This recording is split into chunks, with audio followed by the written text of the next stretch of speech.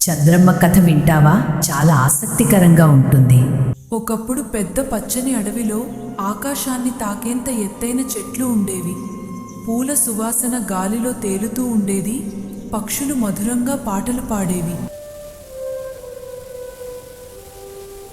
ఆ అడవిలో ఒక చిన్న తెల్లని కుందేలుండేది. దాని పేరు చిట్టి.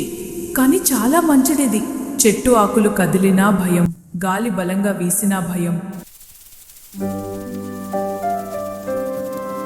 ఒక సాయంత్రం ఆకాశం నెమ్మదిగా మబ్బులతో నిండిపోయింది. గాలి గట్టిగా వీసింది. చెట్లు ఊగాయి. చిట్టి గుండె దడదడలాడింది. అది పరుగెత్తి ఒక పెద్ద చెట్టు కింద దాక్కుంది. అప్పుడే అక్కడికి ఒక చిన్న జింక వచ్చింది. చిట్టి, ఎందుకు భయపడుతున్నావు? నాకు ధైర్యం లేదు. ధైర్యం అంటే భయం లేకపోవడం కాదు, భయాన్ని ఎదుర్కోవడం. అంతలో ఒక చిన్న పిట్ట గూడు నుంచి కింద పడిపోయింది.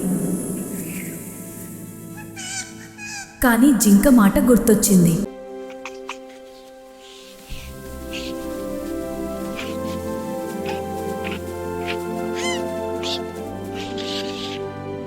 చిట్టి నెమ్మదిగా ముందుకు వెళ్ళింది. దాని చిన్న చేతులతో పిట్టపిల్లను జాగ్రత్తగా ఎత్తుకుంది. దాని జింక సహాయంతో గూడు దగ్గరికి తీసుకెళ్ళింది.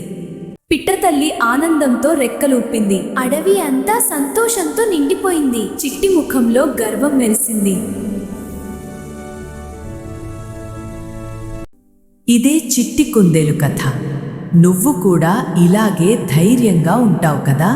సరే అమ్మమ్మా.